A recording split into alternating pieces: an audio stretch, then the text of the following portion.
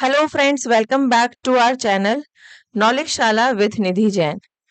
Friends, अगर आप इस चैनल पर पहली बार आए तो इस चैनल को सब्सक्राइब कर लीजिए। इस चैनल पे आपको यूजीसी नेट, जेआरएफ, कॉमर्स और मैनेजमेंट इनसे रिलेटेड वीडियोस मिलेगी। ये चैनल आपके एमबीए के सिलेबस के लिए भी सूटेबल है। फ्रेंड्स, आप इस चैनल पे पहली बार आए तो मैं आपको बता दूं, मैं निधि जैन हूँ। मैंने क्वालिफाई किया है अपना जेआरएफ मैनेजमेंट में और नेट कॉमर्स में। तो मैं आपको इस एग्जाम के लिए बेटर गाइडेंस प्रोवाइड कर सकती हूँ, जिससे कि आपका एग्जाम कम समय में अच्छे नंबरों से क्लियर हो जाए। फ्रेंड्स, अगर आपने टेलीग्राम चैनल ज्वाइन नहीं किया है तो इसी नाम से हमारा टेलीग्राम चैनल है, नॉलेजशाला बाय निधि जैन के नाम से आप उस चैनल को ज्वाइन कर लीजिए। वहां पे आपको वीडियो का अपडेट मिलता रहेगा, आपको नोट्स मिलते रहेंगे। एक बार एक टॉपिक खत्म होने के बाद मैं वहां पे आपको हैंड रिटन नोट्स स्कैन करके शेयर कर दूंगी।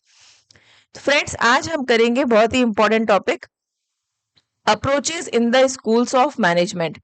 फ्रेंड्स, इस टॉपिक से एग्जाम में क्वेश्चन 100% पूछा जाता है। आप चाहें तो पीवाईक्यू चेक कर लीजिएगा, वहां पे आपको देखने को मिलेगा कि एक ना एक अप्रोच एग्जाम में पूछी ही गई है। तो अगेन मैं आपको बता देती हूँ कि आपको क्या क्या याद रखना है। हर अप्रोच के प्रोपोनेंट्स, ऑथर, उन्होंने कौन कौन सी बुक्स लिखी थी। फ्रेंड्स, ज्यादा पढ़ना एग्जाम क्लियर करने के लिए जरूरी नहीं होता। आप अच्छा पढ़ें, वही पढ़ें जो एग्जाम में आता है, तो एग्जाम कम टाइम में अच्छे नंबरों से क्लियर हो सकता है, जैसा कि मैंने भी किया है। आप ये ध्यान रखिए, पर्टिकुलर थ्योरी किसने दी थी, उनके कौन कौन प्रोपोनेंट्स थे, उस प्रोपोनेंट ने कौन कौन सी बुक्स लिखी थी, और हर थ्योरी का एक की पॉइंट होता है जो उस थ्योरी को दूसरी थ्योरी से डिफरेंशिएट करता है, वो आप ध्यान रखिएगा। और अगर हम एक पर्टिकुलर टॉपिक में 4 थ्योरी पढ़ते हैं या 5 थ्योरी पढ़ते हैं, उन सबको एक दूसरे से डिफरेंट करने वाला जो की पॉइंट होता है, जो स्टार पॉइंट होता है, वो आप जरूर ध्यान रखिएगा। अगर आप ये 4-5 चीजें ध्यान रखते हैं तो आपको पूरी थ्योरी रटने की जरूरत नहीं है। तो आइए फ्रेंड्स, स्टार्ट करते हैं। Approaches of the schools of management are as follows. अब अप्रोचेस का जो क्लासिफिकेशन दिया है हैरोल्ड कुंट्स ने, उन्होंने अप्रोचेस, मैनेजमेंट की अप्रोचेस को इस पार्ट्स में बांटा है। पहला उन्होंने बताया क्लासिकल स्कूल, दूसरा उन्होंने बताया ह्यूमन रिलेशंस स्कूल, तीसरा decision theory school, fourth management science school, fifth systems theory school, और सिक्स्थ हमारी है contingency theory school. One by one हम इन थ्योरीज को डिस्कस करेंगे फ्रेंड्स। चलिए स्टार्ट करते हैं। फर्स्ट हमारे पास आता है pre scientific school of management. अब देखिए फ्रेंड्स, इसमें क्लासिफिकेशन एक बार आपको मैं चार्ट से समझा देती हूँ कि मैनेजमेंट का जो थॉट का इवोल्यूशन हुआ था वो किस तरीके से हुआ था, वो मैं आपको समझाती हूँ। यहाँ पे सबसे पहले आया था प्री साइंटिफिक मैनेजमेंट एरा। जब तक कि साइंटिफिक मैनेजमेंट नहीं आया था, उससे पहले का pre scientific management era, pre scientific management school के नाम से जिनको हम जानते हैं। फिर हमारे पास आया था क्लासिकल मैनेजमेंट एरा। एक चीज आप ध्यान रखना फ्रेंड, क्लासिकल जो वर्ड होता है वो हमेशा classical songs, classical means old, ठीक है, पुराना जो अप्रोच होता है हम उसको क्लासिकल थ्योरी, क्लासिकल मैनेजमेंट के नाम से जानते हैं। इसमें हमारे पास साइंटिफिक मैनेजमेंट स्कूल है। फिर हमारे पास आता है न्यू क्लासिकल मैनेजमेंट एरा। इसमें हमारे पास दो हैं, ह्यूमन रिलेशन स्कूल और बिहेवियरल साइंस स्कूल। फिर आता है मॉडर्न मैनेजमेंट एरा। इसमें हमारे पास अगेन कुछ थ्योरीज हैं, तो हम वन बाय वन इसको डिस्कस करेंगे। हम पहले पढ़ेंगे क्लासिकल मैनेजमेंट एरा, जिसमें हमारे पास साइंटिफिक मैनेजमेंट एरा है, और दूसरा है हमारे पास प्रोसेस मैनेजमेंट स्कूल। साइंटिफिक में फिर हम पढ़ेंगे क्लासिकल साइंटिफिक में साइंटिफिक मैनेजमेंट थ्योरी, जो कि हमें एफ.डब्ल्यू. टेलर ने दी थी, एडमिनिस्ट्रेटिव थ्योरी जो हमें हेनरी फेयोल ने दी थी, और ब्यूरोक्रेसी थ्योरी जो कि हमें मैक्स वेबर ने दी थी। तो ये सारी थ्योरीज हम वन बाय वन डिस्कस करेंगे। अब उससे पहले हम डिस्कस करते हैं pre scientific era. Pre scientific में कुछ ऐसे ऑथर्स हुए थे जिनका कंट्रीब्यूशन बहुत इंपॉर्टेंट है, तो हम उन ऑथर को वन बाय वन डिस्कस करेंगे। फर्स्ट हमारे पास इनमें आता है Robert oven. Robert oven recognized the importance of human resources and implemented better working conditions। Robert oven जो थे फ्रेंड्स, ये एक फैक्ट्री के ओनर थे, और ये मानते थे कि वर्कर्स को भी अपना रिस्पेक्ट और डिग्निटी डिजर्व करते हैं, वर्कर्स की भी अपनी रिस्पेक्ट होती है और उनकी अपनी डिग्निटी होती है।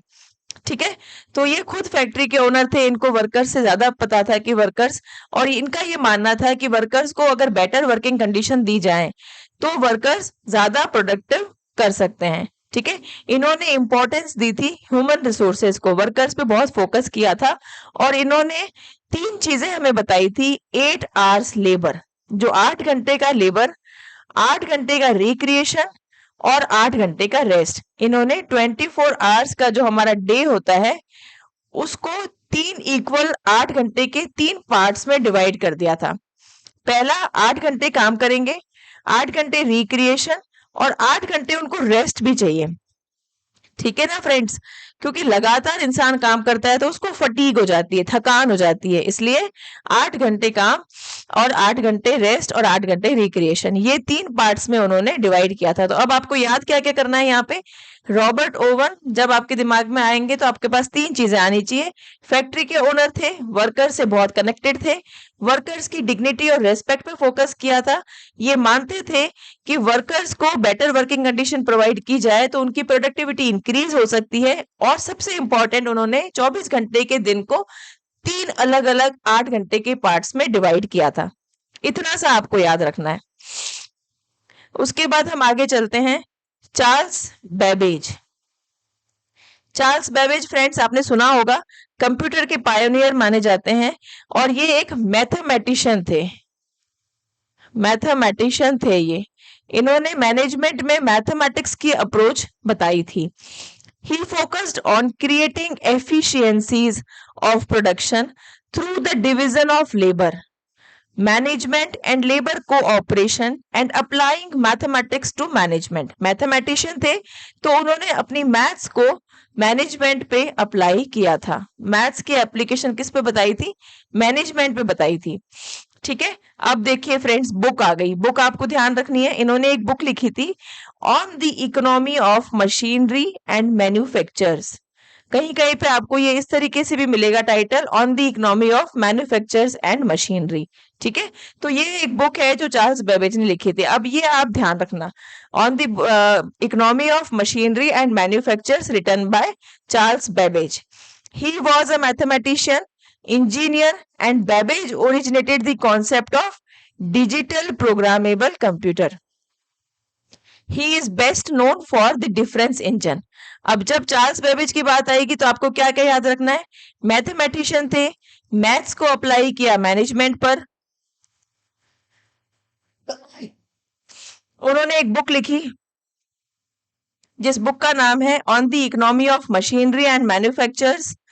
कंप्यूटर के पायनियर माने जाते हैं, और बेस्ट नोन मतलब वो बेस्ट जाने जाते हैं डिफरेंस इंजन के लिए। ठीक है, तो आप देखो CBDE। ठीक है, आप ऐसे याद रख लेना इसको। चार्ल्स बेबेज मैथमेटिशियन थे और इंजीनियर थे, और इन्होंने ओरिजिनेट किया था कॉन्सेप्ट डिजिटल प्रोग्रामेबल कंप्यूटर का। इनको डिफरेंस इंजन के लिए जाना जाता है। इन्होंने एक बुक लिखी थी on the economy of machinery and manufacturers. ठीक है फ्रेंड्स, अब आगे चलते हैं। Pre scientific school of management में तीसरे मेन कंट्रीब्यूटर है हमारे पास हेनरी आर टाउने। ये भी एक इंजीनियर थे।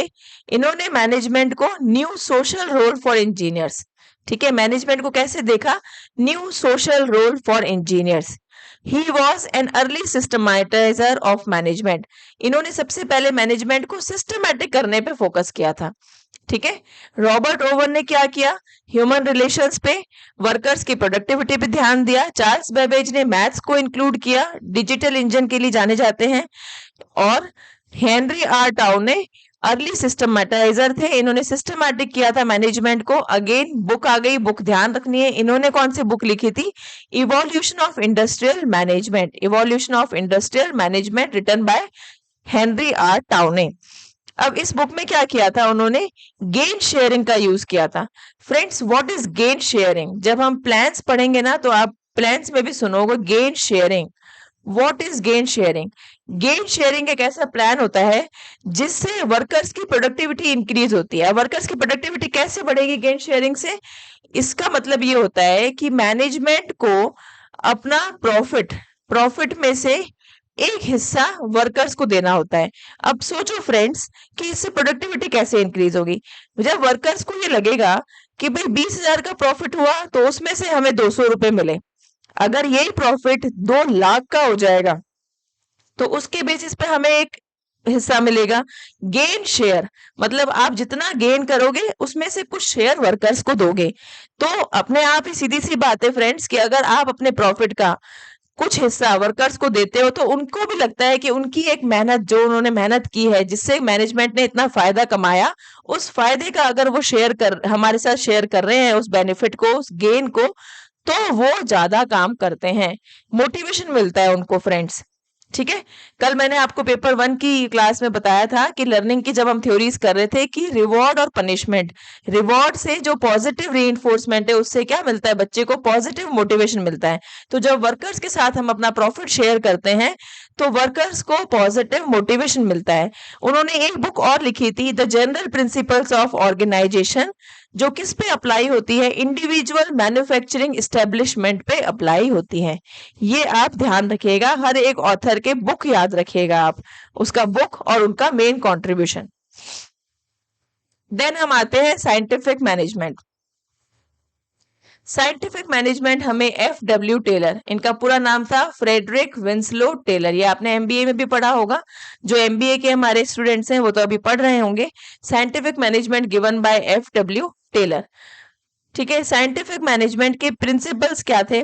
साइंटिफिक मैनेजमेंट क्या होता है? Scientific management refers to the application of science. Charles Babbage ने किसकी एप्लीकेशन की थी? मैथ्स की। साइंटिफिक मैनेजमेंट में application of science in all the components of management. It consists of method, procedure, scientific tools to increase the output of the organization. और ये किसने दिया था हमें? एफ.डब्ल्यू. टेलर ने दिया था। एफ.डब्ल्यू. टेलर ने ये कहा था कि साइंस की एप्लीकेशन करो मैनेजमेंट में, क्योंकि मैनेजमेंट में एक सर्टेन मेथड्स होते हैं, प्रोसीजर होते हैं, रूल्स होते हैं। जब हमने पहली क्लास की थी तब हमने देखा था ना कि मैनेजमेंट साइंस भी है और आर्ट भी है। साइंस इसलिए है क्योंकि यहाँ पे स्टैंडर्ड फॉलो करते हैं, यहाँ पे भी एक प्रॉपर रूल्स, मेथड्स और प्रोसीजर्स फॉलो किए जाते हैं, इसलिए हम इसको साइंस की कैटेगरी में रखते हैं। अब एफ.डब्ल्यू. टेलर में एक पॉइंट आप जरूर ध्यान रखना कि F.W.. Taylor shop floor workers पे ध्यान देते हैं, या शॉप फ्लोर वर्कर्स पे इन्होंने फोकस किया था। Shop floor workers means low level पे फोकस किया था इन्होंने। ठीक है, एफ.डब्ल्यू. टेलर ने लो लेवल वर्कर्स पे फोकस किया था। चलिए साइंटिफिक मैनेजमेंट में आगे पढ़ते हैं हम। Scientific management first time coin नहीं किया था एफ.डब्ल्यू. टेलर ने, एफ.डब्ल्यू. टेलर ने उसको आगे बढ़ाया था। Scientific management initially was coined by Louis Brandeis. Louis Brandeis ने कॉइन किया था 1910 में। ठीक है, ये आप ध्यान रखना, साइंटिफिक मैनेजमेंट कॉइन किसने किया था? लुइस ब्रांडी ने 1910 में। और एफ.डब्ल्यू. टेलर को फादर ऑफ साइंटिफिक मैनेजमेंट कहा जाता है क्योंकि उन्होंने साइंटिफिक मैनेजमेंट को आगे बढ़ाया था। Scientific management implies the art of knowing exactly what is to be done. Scientific management में हम क्या देखते हैं? एग्जैक्टली क्या करना चाहिए, ठीक है, उसको जानने का तरीका साइंटिफिक मैनेजमेंट कहलाता है। साइंटिफिक मैनेजमेंट किसने दिया था? Frederick Winslow Taylor, F W. Taylor ने दिया था, इसीलिए हम इसको टेलरिज्म भी कहते हैं। जैसे कल हमने पैवलोव की थ्योरी करी थी, अगर आपने नहीं देखा है तो आप नॉलेज शाला बाय निधि जैन के नाम से चैनल है, उस पर जाके देखिए, आपको वहां पे लर्निंग की थ्योरी का वीडियो मिल जाएगा, बहुत अच्छा वीडियो है। फादर ऑफ साइंटिफिक मैनेजमेंट कहते हैं एफ.डब्ल्यू. टेलर को, और इन्होंने साइंटिफिक मैनेजमेंट में बहुत काम किया, इसीलिए हम इस थ्योरी को टेलरिज्म भी कहते हैं। क्योंकि टेलर ने दिया था, हम इसलिए इसको टेलरिज्म भी कहते हैं। देन हमारे पास आता है प्रिंसिपल्स ऑफ साइंटिफिक मैनेजमेंट। अब साइंटिफिक मैनेजमेंट के कुछ प्रिंसिपल्स हैं। First, science is not the rule of thumb, मतलब साइंस का फॉलो करो, रूल ऑफ थंब नहीं। अब रूल ऑफ थंब क्या होता है फ्रेंड्स? रूल ऑफ थंब से आप क्या समझते हैं? Rule of thumb means decisions taken by manager as per their personal judgments. Rule of thumb क्या होता है? मैंने कह दिया इसको रखना है मींस इसको रखना है। अरे भाई, इसमें क्वालिटी है कि नहीं है, ये इस पोस्ट के लिए एलिजिबल है कि नहीं है, पहले आप वो भी तो चेक कर लीजिए। लेकिन वो नहीं करते हैं। जैसे आपका कोई बॉस है, अगर उसका कोई कजन आ गया आपके साथ इंटरव्यू में बैठ गया, तो आपकी एलिजिबिलिटी, आपकी क्वालिफिकेशंस, आपके सर्टिफिकेट्स ध्यान में नहीं रखते हुए डायरेक्ट हमने उसको अपॉइंट कर दिया। ठीक है, तो रूल ऑफ थंब मतलब पर्सनल जजमेंट के बेसिस पे डिसीजन लेना। तो साइंटिफिक मैनेजमेंट का पहला प्रिंसिपल क्या है? साइंस को फॉलो करो, रूल ऑफ थंब को फॉलो मत करो। ठीक है, देन आता है हार्मनी नॉट डिस्कॉर्ड। अब ये क्या बोलता है? Harmony not Discord means that the relationship between the workers and management, workers और मैनेजमेंट के बीच में जो रिलेशन है वो कैसा होना चाहिए? That should be cordial and complete harmony.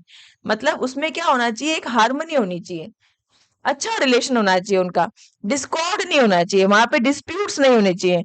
Management और worker should acknowledge and understand each others importance. Management को भी ये लगना चाहिए कि without worker they can not get the profit, और वर्कर्स को भी ये लगना चाहिए कि without management we can not do the work. ठीक है, प्रॉपर मैनेजमेंट मैनेजर से ही आएगा और वर्कर ही काम करेगा, तभी मैनेजर क्या करेगा? प्रॉफिट अर्न कर पाएगा। वर्कर और मैनेजमेंट के बीच में एक इंपॉर्टेंस वाला, कॉर्डियल, हार्मनी वाला रिलेशन होना चाहिए। टेलर ने ये सजेस्ट किया था, टेलर ने एक कॉन्सेप्ट दिया था, ये 3rd नंबर पे देखो हम आ जाते हैं, मेंटल रिवॉल्यूशन। तो टेलर मेंटल रिवॉल्यूशन में क्या बोलते हैं? मेंटल रिवॉल्यूशन का मतलब ये है कि वर्कर्स और मैनेजमेंट दोनों का माइंड इस तरीके से चेंज होना चाहिए, मेंटल रिवॉल्यूशन होना चाहिए, उनके माइंड में क्रांति आनी चाहिए। माइंड में क्रांति कैसे आएगी? कि मैनेजर को ये नहीं लगना चाहिए कि हम तो वर्कर की जरूरत ही नहीं है, हम तो बिना वर्कर के भी प्रॉफिट अर्न कर सकते हैं क्योंकि we are very good at management. No, we are very good at management but without worker we can not do the work. ठीक है, तो ये चीजें हमें समझनी पड़ेगी। इसमें उन्होंने क्या किया था? मेंटल रिवॉल्यूशन में this technique involves a shift of attitude of management and workers towards each other. मतलब मैनेजर क्या करे? अपने आप को वर्कर की प्लेस पे रख के देखे, और वर्कर अपने आप को मैनेजर की प्लेस पे रख के देखे कि अगर मुझे वर्कर से काम करवाना हो तो मैं कैसे काम करवाऊंगा। और मैनेजर को भी ये देखना चाहिए कि भाई वर्कर की जगह पे अगर मैं हूं तो मुझे भी तो रेस्ट चाहिए ना, मैं कैसे 15 घंटे काम कर सकता हूँ? तो वर्कर को भी क्या करना चाहिए? हमें रेस्ट प्रोवाइड करना चाहिए। ठीक है, समझ आ गया? मेंटल रिवॉल्यूशन मींस उनका माइंडसेट चेंज होना चाहिए, उनका माइंडसेट इस तरीके से हमें बनाना है कि वो दोनों एक दूसरे को एक दूसरे की प्लेस पर रख कर देखें। और जब हम किसी और को अपनी जगह पे रख के देखते हैं ना फ्रेंड्स, जब आप अपने आप को मतलब दूसरे की जगह पे रख के देखते हो ना, तो आप ज्यादा अच्छे से उसकी सिचुएशन समझ सकते हो। कल भी मैंने आपको बताया था, अगर आपको याद हो तो, कि in place of sympathy we should be empathetic towards others. ठीक है, और teacher should be empathetic towards his or her students.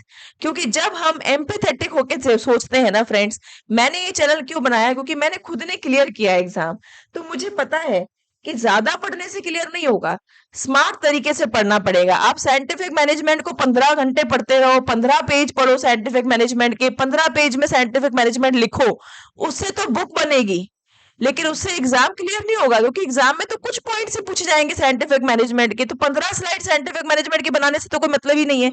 ठीक है, तो ये फर्क होता है हमें, we should be empathetic rather than sympathetic. Then आता है कोऑपरेशन नॉट इंडिविजुअलिज्म। अब इसका मतलब क्या है? कि हर इंसान को, वर्कर हो चाहे मैनेजर हो, अपना अपना ना करके साथ में करना सोचना चाहिए, टीम वर्क। ठीक है, कोऑपरेशन होना चाहिए। जब हम साथ में काम करते हैं तो यूनिटी होती है। ठीक है, लेकिन हम अपना ही अपना करते रहते हैं तो हम इतना अच्छे से प्रोडक्टिविटी काम नहीं कर सकते। अब it is similar to harmony not discord. अब ये इससे ही सिमिलर है एक तरीके से, है ना। हार्मनी नॉट डिस्कॉर्ड में भी हम यही पढ़ते हैं कि हमें इंडिविजुअली नहीं सोचना चाहिए, बल्कि हमें हार्मनी रखनी है अपने रिलेशनशिप में। And believes in mutual collaboration between workers and the management. Cooperation का मतलब क्या है? कि वर्कर्स और मैनेजमेंट में म्यूचुअल कोऑपरेशन होना चाहिए, डिस्कॉर्ड नहीं होना चाहिए, इंडिविजुअलिज्म की भावना नहीं होनी चाहिए, वो अपना अपना ना करें। ठीक है, देन आते हैं डेवलपमेंट ऑफ एफिशिएंसी। अब फ्रेंड्स, कंपनी की कोई भी कंपनी है, अगर उसकी इफेक्टिवनेस की बात करें हम, तो वो इफेक्टिवनेस कैसे होगी? कंपनी में इफेक्टिविटी कैसे आएगी? कब आएगी? जब उसके एम्प्लॉयज की एबिलिटीज और स्किल्स कैसी होंगी? बहुत अच्छी होगी, तभी कंपनी इफेक्टिवली काम कर पाएगी। Efficiency, what is efficiency? Friends, efficiency means maximum output with minimum wastage of resources. Effectiveness is doing the things in right way, while efficiency means doing the things in right way with minimum wastage of resources. अगर आप कम से कम सामान को waste करके ज्यादा से ज्यादा output produce करते हैं, it means you are efficient. और अगर आप सिर्फ अच्छा काम करते हैं, it means you are effective. Okay, चलिए आगे चलते हैं।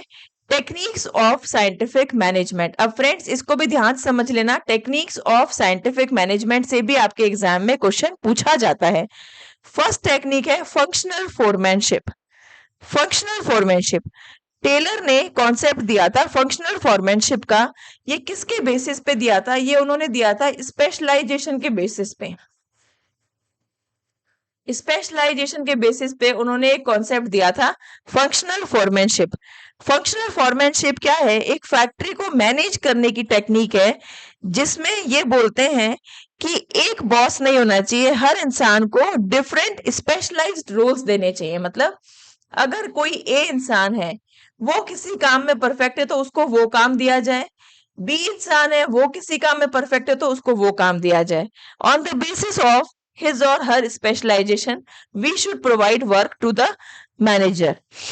There should be specialist foreman for every job.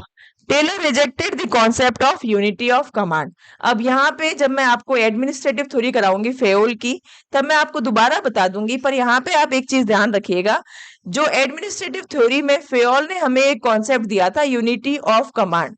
कई बार आपके एग्जाम में ये पूछा जाता है कि यूनिटी ऑफ कमांड के अगेंस्ट कौन थे? तो यूनिटी ऑफ कमांड के अगेंस्ट थे, डिसफेवर में थे हमारे टेलर साहब, क्योंकि टेलर ये कहते थे कि एक बॉस नहीं होना चाहिए। फंक्शनल फॉरमैनशिप में उन्होंने कहा था कि क्या होने चाहिए? हर फॉरमैन स्पेशलाइजेशन के बेसिस पे अपॉइंट होना चाहिए। और जबकि फेओल ने हमें यूनिटी ऑफ कमांड में ये कहा था कि हर इंसान का एक ही बॉस होना चाहिए। ठीक है, unity of command means one boss, और टेलर उसके पूरी तरह से अगेंस्ट थे। ठीक है, अब फंक्शनल फॉरमैनशिप में इन्होंने क्या क्या बताया था, हम आगे देखते हैं। फंक्शनल फॉरमैनशिप में इन्होंने कहा था हमें कि इन्होंने क्या किया, फंक्शनल फॉरमैनशिप में इन्होंने इस चार्ट समझिए फ्रेंड्स, इन्होंने दो तरह के बॉस बताए, प्लानिंग इंचार्ज, प्रोडक्शन इंचार्ज। अब ये कहते हैं कि प्लानिंग के जो बॉस हैं वो अलग होने चाहिए और प्रोडक्शन के जो बॉस होने चाहिए वो अलग होने चाहिए। प्लानिंग के बॉस को इन्होंने अगेन चार पार्ट में डाटा डिवाइड किया था, instruction card clerk, root clerk, time and cost clerk और डिसिप्लिनेरियन। प्रोडक्शन वाले बॉस को इन्होंने फिर अगेन चार पार्ट में डिवाइड किया, speed boss, gang boss, repair boss और इंस्पेक्टर। मतलब टोटल मिला के इन्होंने 8 जो थे फॉरमैन वो दिए थे। ठीक है, अब आप इसको समझ लीजिए, जैसे इंस्ट्रक्शन कार्ड क्लर्क है, ये क्या करेगा? वर्कर्स को इंस्ट्रक्शन प्रोवाइड करेगा। रूट क्लर्क उनको वे बताएगा, वे of doing things right. Time and cost clerk क्या करेगा? पर्टिकुलर एक्टिविटी पे कितना टाइम लगेगा, कितनी कॉस्ट लगेगी, ये मॉनिटर करेगा। डिसिप्लिनेरियन ये देखेगा कि काम जिस तरीके से होना चाहिए उस तरीके से हो रहा है कि नहीं हो रहा है। प्लानिंग के ये हैं। प्रोडक्शन में स्पीड बॉस कि किस स्पीड से प्रोडक्शन का काम चल रहा है। गैंग बॉस ये देखेगा कि पर्टिकुलर टीम किस तरीके से काम कर रही है।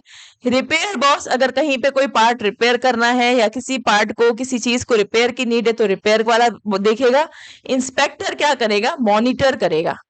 प्रोडक्शन वाली जो टीम है उसको इंस्पेक्टर मॉनिटर करेगा। ठीक है, देन आते हैं मोशन स्टडी। अब मोशन का मतलब क्या होता है फ्रेंड्स? मोशन का मतलब होता है मूवमेंट। क्या होता है? मूवमेंट। अब कई बार आपने देखा होगा, देखो फ्रेंड्स क्या होता है, कई बार जब कोई ऑर्गेनाइजेशन में कोई काम हो रहा होता है ना, तो बहुत सारे मूवमेंट अननेसेसरी के हो रहे होते हैं जिनकी कोई जरूरत ही नहीं है। ठीक है, तो मोशन स्टडी में इन्होंने क्या कहा कि स्टडी करो वेरियस मूवमेंट्स की, like sitting, standing, holding, turning, changing position. ठीक है, वर्कर्स की मूवमेंट्स की स्टडी करो जब वर्कर कोई पर्टिकुलर जॉब को परफॉर्म कर रहे हैं। और अगर वहां पे लगता है कि कोई मूवमेंट एक्स्ट्रा हो रहा है, तो मेन ऑब्जेक्टिव क्या था इस स्टडी का कि identify the motions which are productive, incidental and unproductive. ठीक है, तीन कैटेगरी में मूवमेंट को बांटा, प्रोडक्टिव, इंसिडेंटल और अनप्रोडक्टिव। प्रोडक्टिव मूवमेंट जो पर्टिकुलरली काम को करने के लिए हो रहे हैं, इंसिडेंटल जो इंसिडेंटली हो रहे हैं, ठीक है, अनइंटेंशनली हो रहे हैं, और अनप्रोडक्टिव जो वर्कर्स अनप्रोडक्टिवली मूव कर रहे हैं, जबरदस्ती एक दूसरे के पास जा रहे हैं, बातें कर रहे हैं, फिर आ रहे हैं, फिर जा रहे हैं, फिर बातें कर रहे हैं, फिर आ रहे हैं। ये अनप्रोडक्टिव मूवमेंट से इनको क्या कर सकते हैं, हम एलिमिनेट कर सकते हैं। तो this study helps in eliminating the unnecessary movements as to complete given task in less time. ठीक है, अगर आप अननेसेसरी मूवमेंट्स को हटा दोगे, रिमूव कर दोगे, तो आप क्या करोगे, लेस टाइम में अपना काम खत्म कर पाओगे। ठीक है, देन हमारे पास आता है टाइम स्टडी। अब टाइम स्टडी क्या कहता है, it refers to the determine the standard time required to complete a particular activity. मतलब आप कोई भी एक्टिविटी अगर कर रहे हैं तो सबसे पहले उस एक्टिविटी को शुरू करने से पहले एक स्टैंडर्ड टाइम डिसाइड कर लिया जाए कि ये एक्टिविटी सपोज 2 घंटे में होगी, तो आपके पास एक डेडलाइन तो रहेगी कि हाँ मुझे 2 घंटे में ये एक्टिविटी खत्म करनी है। Standard time is determined on the basis of average time taken by the several experiences of the same work. अब ये आप डिसाइड कैसे करोगे कि आप ये देखो कि भाई इस पर्टिकुलर एक्टिविटी को करने में एवरेज टाइम कितना लग रहा था अभी तक, पास्ट एक्सपीरियंसेस को मॉनिटर करके एवरेज टाइम देखो और उस एवरेज टाइम के बेसिस पे स्टैंडर्ड टाइम डिसाइड कर लिया जाए। ठीक है, इससे क्या होगा, एक एस्टिमेटेड फिगर मिल जाएगा हमें लेबर कॉस्ट का। हम ये डिटरमाइन कर सकते हैं कि हमें कितने वर्कर्स चाहिए, क्योंकि हमें पता है कि भाई एक वर्कर 2 घंटे में करेगा, अगर हमें आधा घंटे में करना है it means we required with 4 workers. ठीक है, तो उसमें भी हमें हेल्प करेगी ये टेक्निक। और in to decide about this suitable incentive plan, और इससे हम सुटेबल इंसेंटिव प्लान भी वर्कर्स के लिए डिसाइड कर सकते हैं। नेक्स्ट आता है differential piece wage rate system, या फिर इसको डिफरेंशियल पीस रेट भी कहते हैं। इसमें टेलर ने क्या कहा था कि अगर हम वर्कर्स को मोटिवेट करना चाहते हैं तो पीस के बेसिस पे उनको वेज दी जाए। मतलब कि आदमी वर्कर हमारा जो वर्कर है वो कितना काम कर रहा है, कितने पीस बना रहा है। मतलब wages are paid on the basis of work done, not on the basis of time spent in doing the work. भाई 8 घंटे कोई आदमी ऑफिस में रहा, उसने 2 यूनिट बनाई, और एक बंदा 2 ही घंटे ऑफिस में रहा और उसने भी 2 यूनिट बना ली। तो अब हम ये नहीं देखेंगे कि वो 8 घंटे ऑफिस में था, अरे 8 घंटे ऑफिस में था लेकिन बनाया तो उसने 2 ही है ना। तो अगर ये आदमी 2 घंटे रह के 2 चीजें बना रहा है, इसका मतलब ये ज्यादा एफिशिएंट है, ये वेस्टेज कम कर रहा है ना। इफेक्टिव होना जरूरी नहीं है, इफेक्टिव अब यहाँ पे समझ लो फ्रेंड्स, इफेक्टिव ये भी है क्योंकि ये भी 2 ही बना रहा है, ये भी 2 ही बना रहा है, लेकिन ये एफिशिएंट भी है। इफेक्टिव के साथ साथ he is also efficient in doing his work. तो आपको वर्कर्स को उसने कितने घंटे स्पेंड किए फैक्ट्री प्रेमाइसेस में उसके बेसिस पे पेमेंट नहीं देना है, आपको पीस उसने कितने बनाए उसके बेसिस पे वर्कर्स को वेजेस मिलनी चाहिए। ठीक है, जिससे वर्कर्स को मोटिवेशन रहेगा, वो फटाफट काम करेंगे और वो मिनिमम टाइम का वेस्टेज करेंगे। देन आता है स्टैंडर्डाइजेशन। अब what do you mean by standardization? Standardization means setting standards for different factors after due deliberation. अब standard, what is standard? Standard set करते हैं हम, जैसे हम कहते हैं ना कि भाई अभी तक कट ऑफ कितनी जा रही है, 62 64 के बीच में जा रही है फॉर जेआरएफ। तो हम एक स्टैंडर्ड सेट कर लेते हैं कि भाई हम क्या करेंगे, 64 to 65% का एक टारगेट लेके चलते हैं। ठीक है, standard is what ideally should be.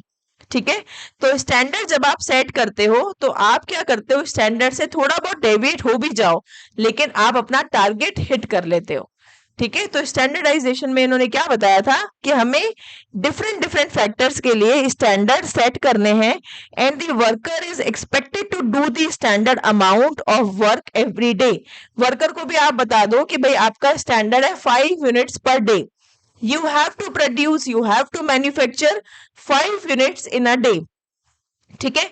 तो उसके पास अगर एक स्टैंडर्ड होगा तो वो उसी स्पीड में काम करेगा। अगर सपोज करो किसी वजह से 5 नहीं कर पाया तो 2 तो नहीं करेगा, 4 तक तो वो पहुंच ही जाएगा।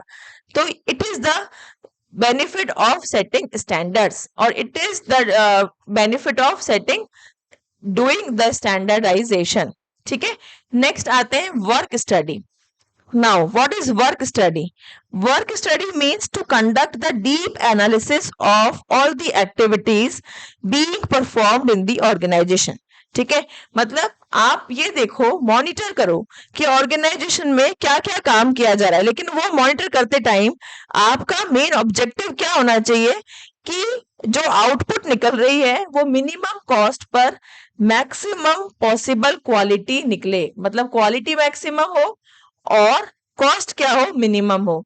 वर्क स्टडी में वो यही बोलते हैं टेलर कि आप मॉनिटर करो कि आपके ऑर्गेनाइजेशन में कितना काम किया जा रहा है और मॉनिटर इस ऑब्जेक्टिव से करो कि quality of the work is maximum, should be maximum and the cost should be minimum. ठीक है। देन आते हैं फटीग स्टडी।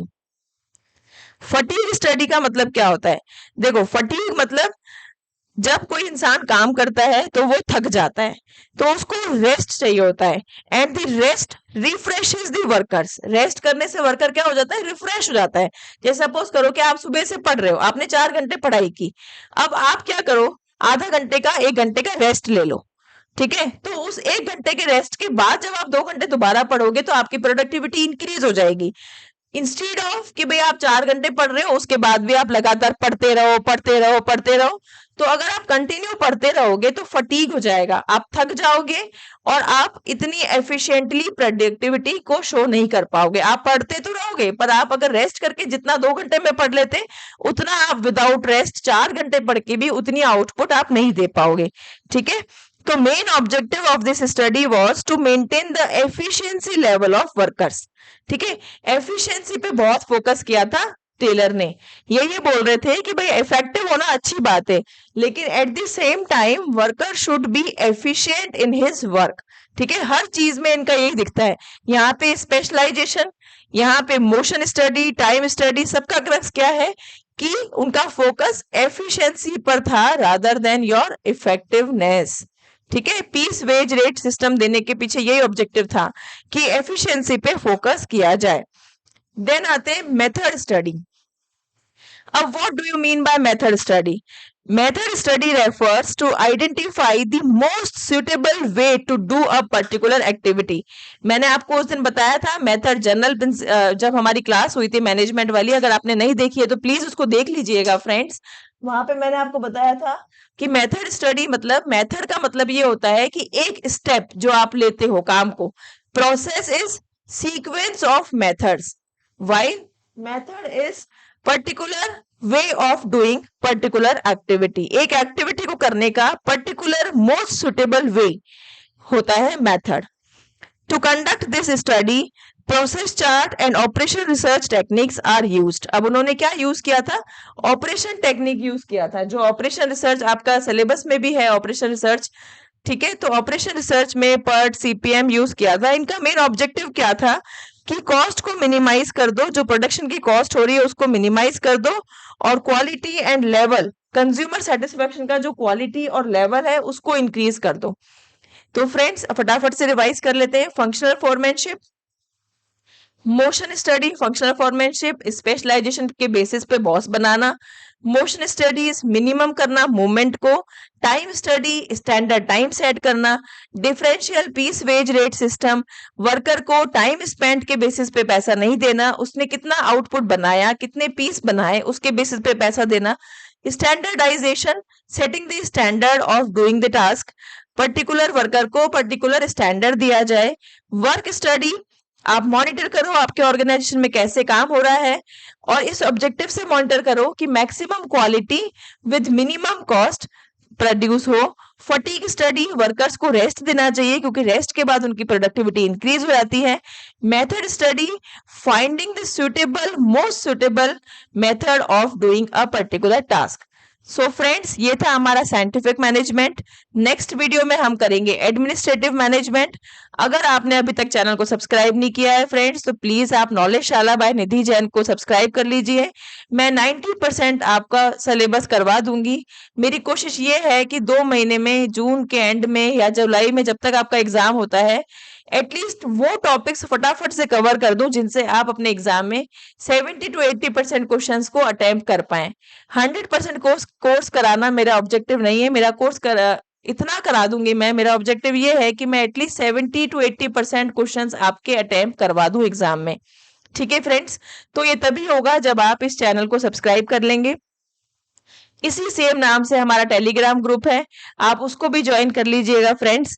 जब हमारे 100 सब्सक्राइबर या 100 हमारे टेलीग्राम पे लर्नर्स हो जाएंगे, तो मैं आपको जितना भी मैंने कराया है उसके PDF notes, hand written PDF notes मैं आपको प्रोवाइड कर दूंगी फ्रेंड्स। आप अपने ज्यादा से ज्यादा फ्रेंड्स के साथ इसको शेयर करें, वीडियो को लाइक करें, चैनल को सब्सक्राइब करें, जिससे मुझे भी थोड़ा मोटिवेशन मिलेगा। इतना मोटिवेशन पढ़ाते हैं ना, तो मोटिवेशन सबको चाहिए होता है फ्रेंड्स। मोटिवेशन आपको भी चाहिए तो मोटिवेशन मुझे भी चाहिए।